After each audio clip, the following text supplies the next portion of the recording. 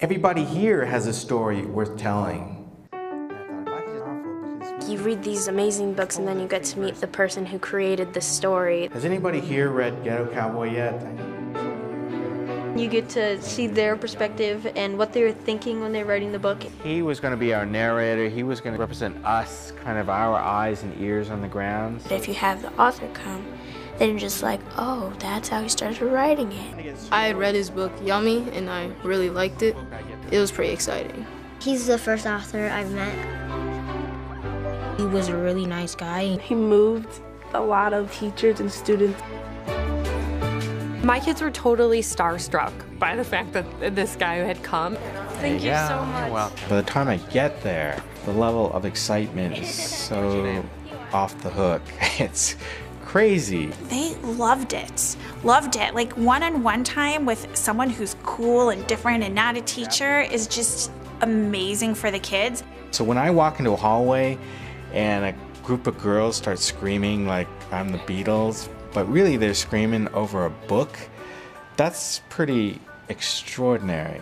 The excitement then translates into learning for every child in District 65. There's actually an amazing and rich history of black cowboys in the Old West. I never heard of that. I never knew. When he talked about his process, he said he reads a really interesting article. His brain starts going a mile a minute. He's thinking, this could be a book. And then this whole activity kind of spun out from this, where kids picked an event and they created a character based on this event. So that's how we took the words right out of his mouth and we said, how can we use this in our classroom? I want you to think of different types of conflict. It's really invigorating for us. We're excited. We make a unit around it. The exploration of that author's work goes beyond just language arts. It goes beyond the day where that author visits. The whole staff of the school gets involved in this. Media arts, science. Kids are taking the work of an author and they're putting it to music. This is the buzzer. They're creating original pieces of drama. South side of Chicago. It's the kind of work that is the most exciting as a teacher. And if you're excited about what you're doing, then kids definitely know. And then they, of course, get really excited. So. It was really cool to have the whole school working on this one author and to see the community that was being built.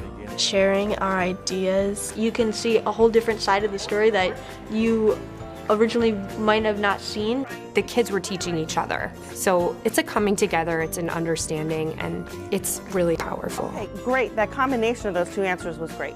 Really sharing and getting an in-depth view of how people have different lenses on the world is where we'll actually get to the next level of understanding each other. Because the more we understand about each other, the more we can communicate, and the more we don't judge people just by how they look or how they talk or how they act. They're terrific enrichment opportunities for those students who, for whatever reason, aren't getting those outside of school, so it's really imperative that the school provides that. The Family Author Program expands beyond the classroom and beyond the school.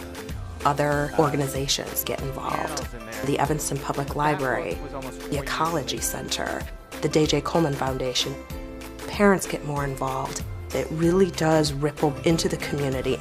The more we found out, the more people talked about it. This is something that can change children's view of the world or a view of themselves. We're all sharing that these things are possible, that you can do these things. Building a foundation in literacy is an avenue for kids to explore the world. So whatever we can do to make kids want to read, to make kids love to read, we have to do that thing.